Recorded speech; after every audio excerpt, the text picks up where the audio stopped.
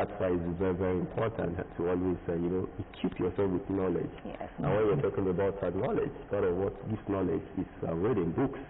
And that's why today we're looking at the World Book and Copyright Day. It's a very important day that is celebrated every 23rd of April. And tomorrow is 23rd, so it's very apt that we have this wonderful guest in the studio. We're talking about, let me begin from my right. We have Professor Nike Faintola Olifade, who is the university librarian for some people call the school OHU. It's actually OOU, Olabisi Onabanjo University. Good morning, ma. Good morning. Good morning, ma'am. It's a pleasure having me here. Yeah, and we also have someone in the studio that one of our producers has been harassing us and disturbing us that he was a lecturer. Anyway, I know that feeling. And today is not coming in as a lecturer. When KG Biology is here to actually educate us. So KG, you've done what you are asked us for anyway. But that's on a lighter note because it's like interview. So it's on a lighter note. So we also have Dr. Larry Akiola, who is a lecturer at the Olabisi Onabanjo University and is an author. Good morning to you, sir. Thank you very much. Well done. Yeah, so I don't know how much books you read.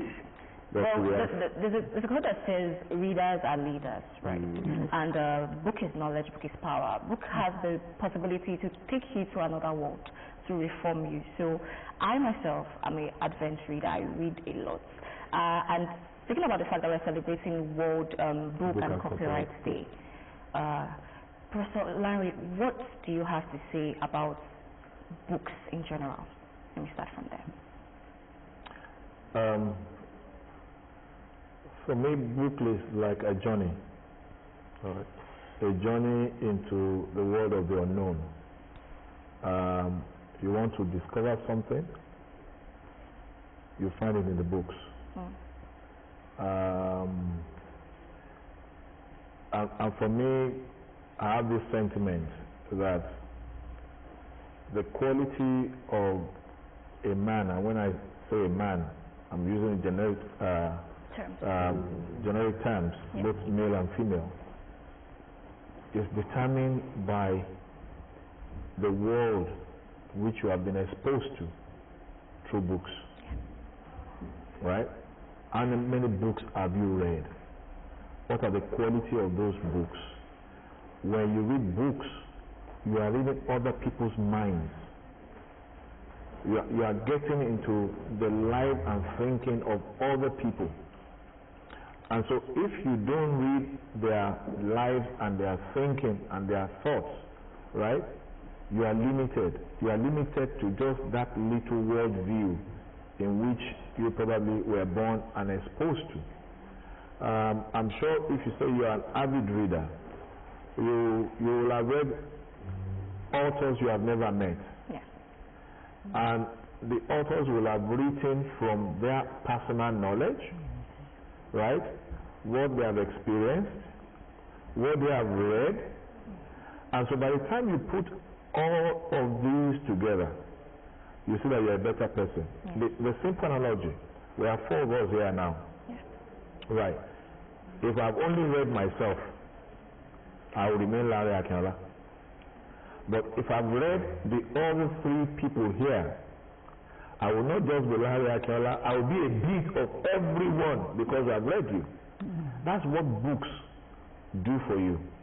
And so, at times when I look at people when they talk, I have an inkling about from what standpoint is that person talking about. So that's what books do for you. And that's why we want to encourage people to create more time, okay, to read. And also to challenge people, every one of us, also create time to put your thoughts, your experiences down for people to read. Okay, Prof, I'll pick it from where he stopped because he was talking about urging people to read and the importance of reading books. You are the university librarian, so you are a custodian of reading, so to say. And with that, Definitely you don't only relate with the students, you relate with the university community, you relate with even the outside the four walls of the university, because we have a national library and all of those other people come to your school to also use your library. So with all of this experience, from the students to the university community, outside the university community, what is our reading culture like presently? Do people still read? Do students, do your students, I mean young people, do they still read? Even the older people, what's our reading culture like presently? Well, I would say it's unfortunate that the reading culture is eroding and people are not reading. They only read to pass. For example, you said students, they only read to pass exams. After that, is either we are on TikTok, Facebook, you know, all that kind of things. People are not reading. And you know, like doctor said, if you read, you will get a bit of what is happening around you. You know, when you read the mind of the author, and you get to know some things that are beyond you. But these days, our students are not reading. Even the lecturers are not coming to read. I'm sorry to say, but we need to read. If we want our reading culture to improve, we need to sensitize our society. We need to encourage the students to read. We need to encourage our children to read. But presently, some people will say Nigeria is not a reading country, and we have to change. We have to do something so that when you read, you know, it is not only you are reading for knowledge. That knowledge will be part of you. You know, when you read something apart from the one that you watch on the TV, as you are reading, that thing is passing to your brain and you are retraining it. So, and if you are not reading, you can imagine what will happen. But these days, we have audio books, we have various technologies that people can get knowledge, but still, book is important in any society if you want to develop, because as you read, you sharpen your brain, it encourages you to be creative, you know. Even when you are a reader, when you are talking, people will know that this person is knowledgeable, because you know the way you relate with people, the stuff that you will be talking about, it will show that this person is distinct. And like a doctor said, when you are reading, what type of books are you reading? What is the quality of the material that you are reading? What is the purpose of your reading? So all these things matter a lot, and we need to sensitize our community to let us go back to books, because books is the only humanity companion that we have, that will preserve knowledge, will share our culture, and then book is like a bridge that enable you to cross from one society to the other, you know. And okay, doctor, before my colleague will ask our next question, let me also do a follow-up on what Prof said. She's talking about the fact that the reading culture is really going down. People are not reading. Maybe the lecturers only believe the course I'm taking, the students read to pass, because lecturers don't have choice, they have to read. But maybe they only concentrate on the courses they are teaching.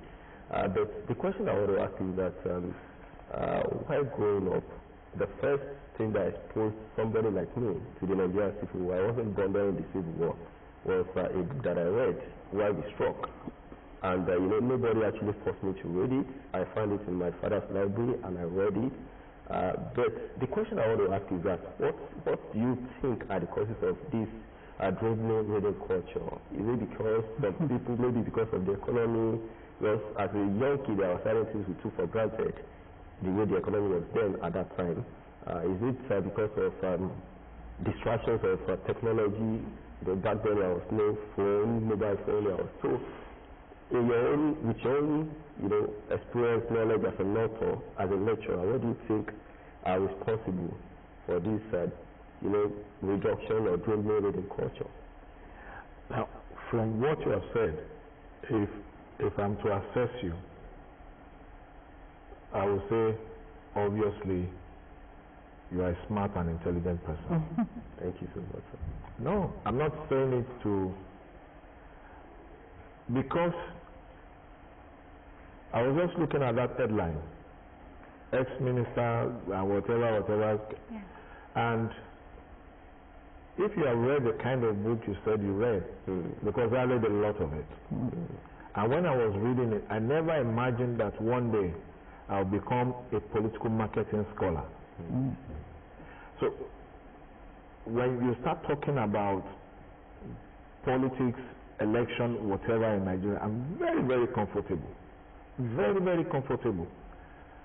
Just to remind myself, I read Right Honorable Gentleman by Trevor Clark, very voluminous book written by a former colonial person. He abused Awolowo, abused everybody, you know, called them different names. I read Why We Struck. I read Diplomatic Sojourn.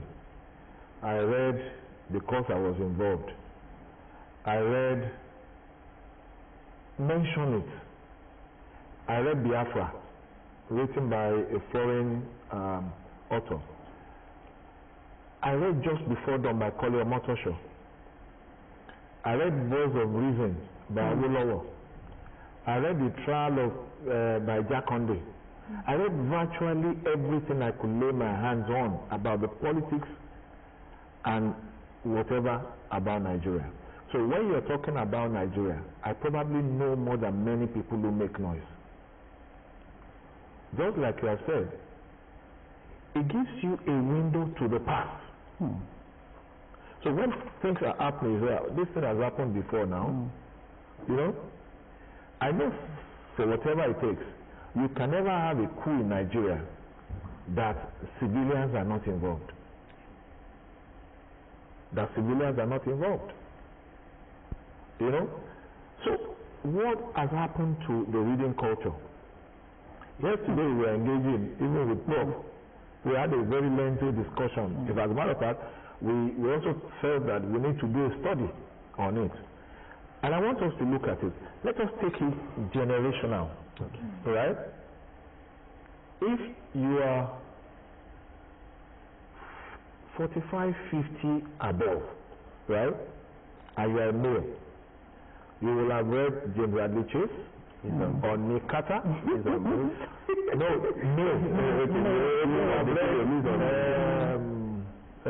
Sidney Sheldon, Robert Ludlum, and the likes.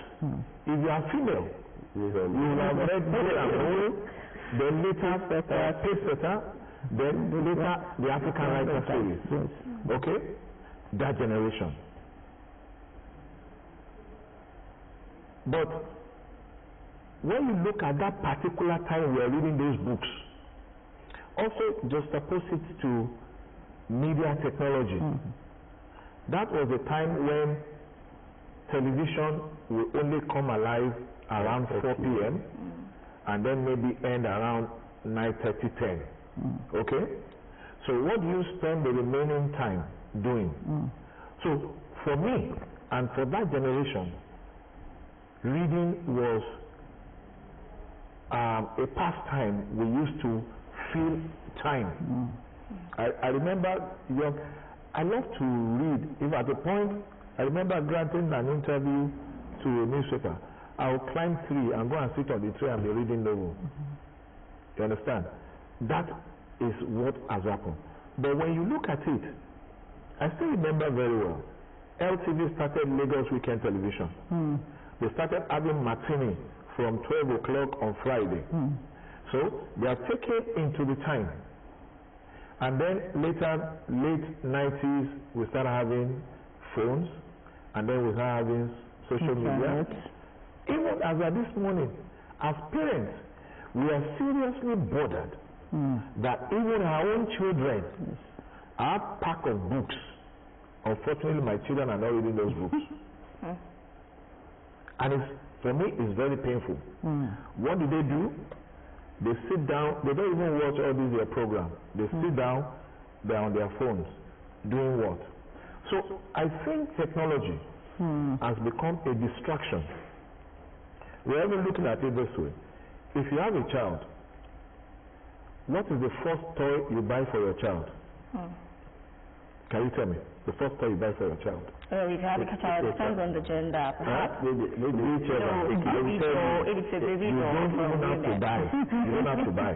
Particularly for the mothers, your phone is their first toy. And also because you want to keep them engaged, you download games, you download all these things. So when you create all those walls, and that's how they grow, we're taking them away from reading. In those times, parents will read to their little children. Whether they understand what you are reading or not, it doesn't matter. So I think technology is a biggest disservice to reading. For crying out loud. I was telling my students, if you are going to church, you forget your Bible, you will still go to church. Sure. If you are going to Jumat, you forget your Quran, you will still go ahead to Jumat. But if you are going out, you forget your phone, you will go back. And so when you look at some of them will tell you that we have e-Bible. That's what we're saying. That's what we're saying. It's technology. You can read, yes, I agree, you can read. I read IBB's book online. Right? I don't have a copy, but I read it online. I read okay, Doc, we can talk about time.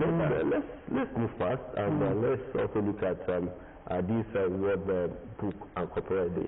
Prof, can you bring us up to speed about how this day came up and of course the significance of having a day set aside by UNESCO to actually celebrate this day?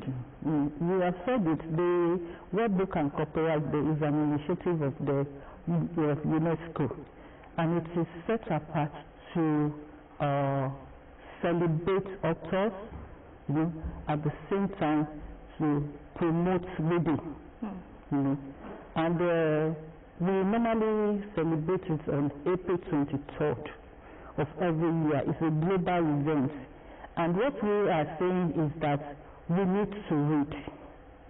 We need to read.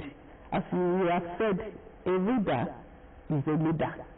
My doctor has said, through all those books that he has read, he can come up and discuss any matter on politics because he is well informed.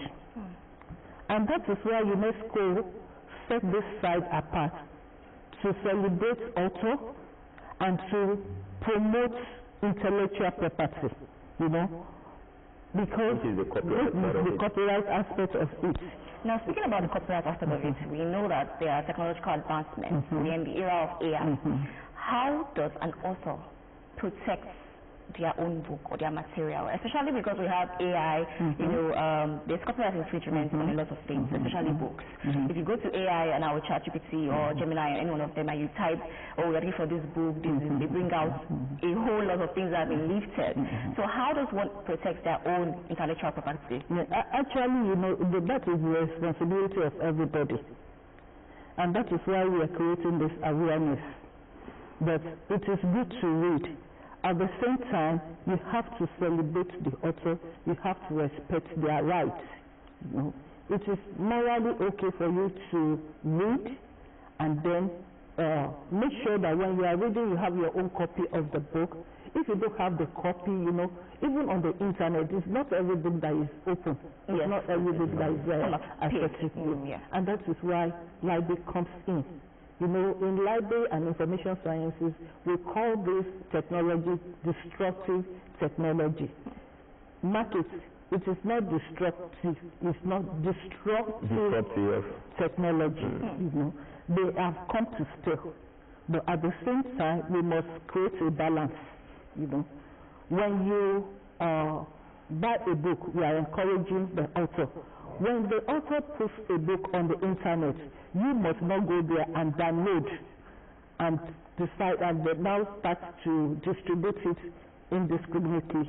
Because the copyright recognize the rights of the author and the license will cause something fair use. Even if you want to download, if you want to make photocopy to a limited extent, you must not go there and copy everything and then now start distributing it without the permission of the author. But what happens, Mark, in a case where, for example, we have professors and lecturers come to class, they tell the students, go and look for this book. And then eventually they also find the book online, and they bring it, they download it, and they make photocopies of it and share it for the rest of the class. Now that is that is an infringement. An infringement. That is an infringement. Yeah. And if it is an advanced country, if the author gets to know, they can sue those people. But even at that point, no, if it is for educational purpose, it's still allowed. But when you now download the volumes and open volumes and then start selling it, it is an infringement. And it is only in Nigeria that most of this go scot-free. If you go, they know how to track. So, and if it is tracked and if they get to know that you have done that kind of a thing, it is punishable under the law. But here in Nigeria, what we're saying is that we continue to create awareness, we continue to let people know the legal implication of what this is. And that is why this World Book and Copyright Day is all about. Okay. So everybody has the right to promote it and to also tell others what it entails, because not many people know what it entails. A book, an author has the right to his own work, even after death, for the next 70 years. That is what the copyright says. But for books, it is also possible to put the book online for people to read, so that it will be accessible to all. So that if you are able to get into the internet, you can read. But how many of us are reading? And for me, even on the internet, if you put a book on the internet, I would prefer to download and print out. And now we have audiobooks. People listen on the go. But audiobooks at times might not help, because when you are reading and your eyes is looking at the line, you are not really distracted. Yes. Okay, Doctor, let me also talk about this issue of copyright that she has asked Prof. Your lecturer, you have your supervisee that is supervise their projects, their theses, their whatever, at whatever level of education they are. How do you deal with these copyright infringements? Because some of these students are very smart. They even use the AI to actually sieve out so that you won't get to know that they've actually listed other people's work. So and AI even gives the name of the author and the topic. So how do you because we've spoken about the original things. We are not the Gen Z. Yes, we are far from it. You will probably make mistake to think I'm not smart. I'm not saying I'm not. Because this is what I tell my students. We are far from Gen Z. There's nothing you want to do, right? When it comes to writing, and I'm not that you take me for a ride. Between me and my students, I know the level of expectation. I know the level of English you use. Okay. So once you bring something, somebody, if she's watching, she'll be laughing. She brought something and I said, okay, bourgeoisie. What's the meaning of bourgeoisie? And then she went blank. Caught in the act. Now, you see, she was talking about AI. There's nothing in AI. Simple. It makes your work faster. It doesn't take away your own little effort. All the information you see in AI are information that has been uploaded. And so if AI gives you something, I'll tell AI, okay, I need the reference for this, right? It will go and then give you the reference and give you the attachment. Right? I will go and read that attachment. Perchance, he misinterpreted what that person said. somebody, myself, I see, just like, gave me a reference. And the reference he gave me was the name of a colleague in my department and somebody in Europe and America. And I became very curious and I said, okay, I want to see this journal article. Go and get me the full reference. She came back, just the title, and I said, no. What is the journal? Which journal? Then she became confused. You understand? So we have that, and it is still the same thing. For crying out loud, you want to write a project. You don't come to me with a prepared topic. You come to me with an idea. I've been hearing about reading culture. I don't know why people stop reading. That's what I want to do my research about. Then we can sit down and say, okay, fine. What have you read about it? Go get 2 or 3 journal articles written in this area. Read what they have done. By the time you finish reading, you have an idea. You see a gap that you want to latch on. Sure. But I can tell you, it's a tough battle. At times I sit down and I ask myself, what do you do in this kind of situation? Yeah. Out of 10, how will you find 2 who are willing? I even go to the extent of open my system, help them download journal article, give it to them to go and read. They will take it. Reading is a problem. Okay, it's a tough challenge for us. Okay, maybe I have a question. So, you wanted to say something, you say that the rest of the person, it's talking about the fact that it's actually a tough challenge. And how tough is it for you to supervise an aspect that is, if I'm permitted to say, an endangered aspect in our culture today, that is the library. How tough is it to actually supervise that sector? You've spoken about some of those things people don't read, but how tough has it been supervising or heading a library, a university library? Actually, what I wanted to say before is that, at this time and day, we cannot rule out AI. But, what AI will do to you is to help you to improve your work. Let me put it that way. Not that it will do that work for you. Because all that's why I said it's to make your work faster. Because all this content that we have online, somebody puts it there. Yeah. And if they don't exist in print, it will not be there. And to the second question, I will tell you that it is really, really tough. Because these days, everything is online. And the society believes that we don't need a library anymore. That's what I'm saying. That all we need to do is just have the connect to the internet, have Google and all those stuff. And it is beyond that. Even though libraries these days, I will tell you that the content in the library, the books, the material, they are not just there. They are not just any book. Like a common saying, to say that if you go to Google and you can have 10,000 each, but out of that 10,000 each, how many of them will meet your need? But if you come to the library, if you see 10 books, we will look at them and they will really answer your questions. But to get funding is a tough challenge. Then another thing is that, we also need to digitize.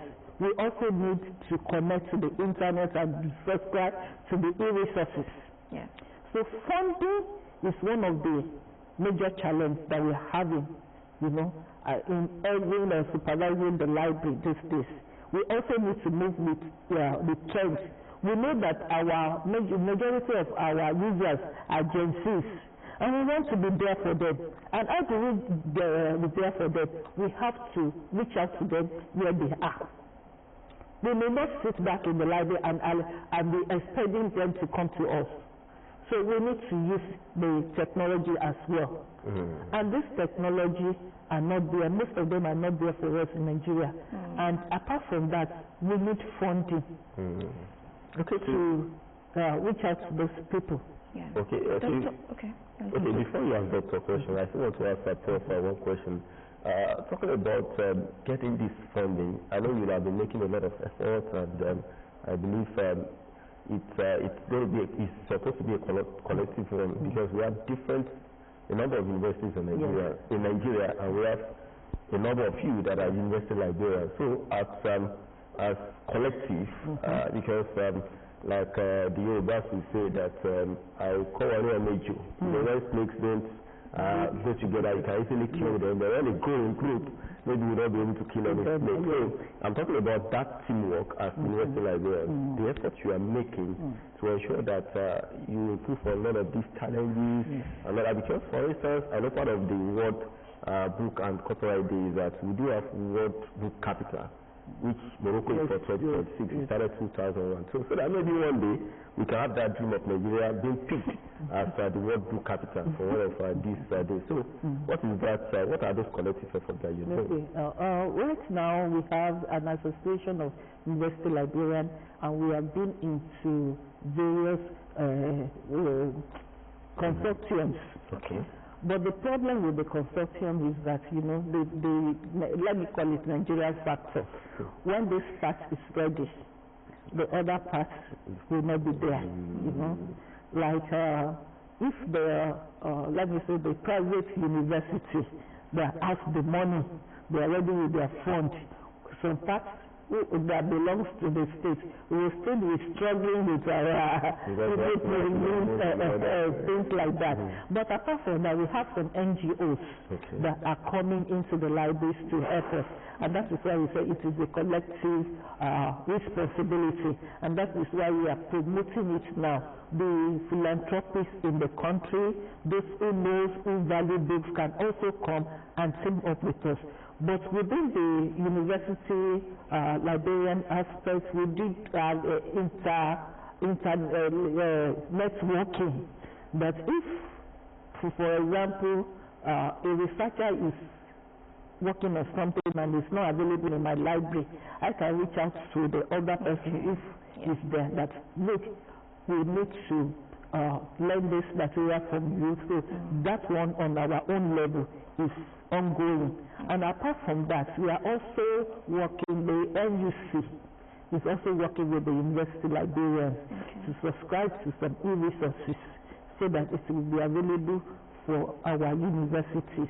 We are still working on that net, but we hope that one day we'll get there. I was going to ask Dr. Larry, now we've established that we have a reading problem, not just in Nigeria, but generally speaking. What advice would you give to anyone listening, watching now, that is trying to imbibe this reading culture, or due to some, perhaps technological advancements, or due to, some errors they are unable to? What would you say to such a person? I think it's a personal thing. You just have to be deliberate. You see, there must be that self-push. Again, unfortunately, mentorship. There are a few things I've done in the past that I stopped doing that I don't like. I used to have a group of students. We have a group called Read a Journal a Week. Nice. And so what I do is that they come to me, I'll download different journals, for about 10, 13 of them, different journals. They'll take it for the week, they'll read. When they come back the following week, right, they will summarize what they have read. Because the first thing I did is to teach them how to read a journal article.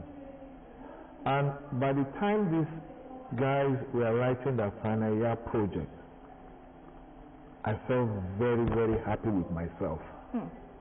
I thank God for that little vision. But I've not been able to do it now because, again, it takes two to tango. There must be that desire from their side, right? So anyone who wants to be an avid reader must be deliberate. You must be able to say, this phone, go and stay there for the next 2 hours. Put it in silence. Nothing will happen.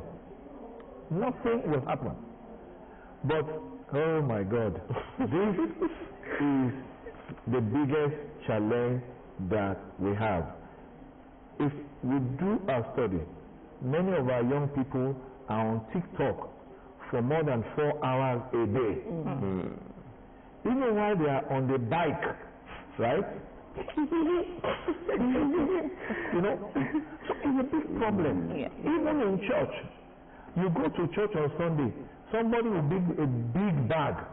In that big bag, different extensions, different power banks, because they are so much. We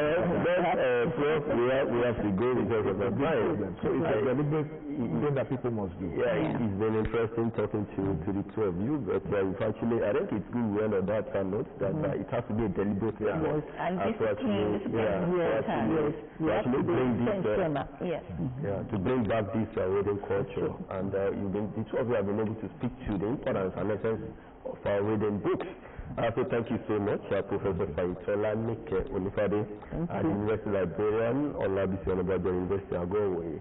And of course, Dr. Olariwaju Akiola from the Mass Communication Department of the Olabisi Onabanjo University. Thank you so much. Thank you very much. So I will take this break. However, return.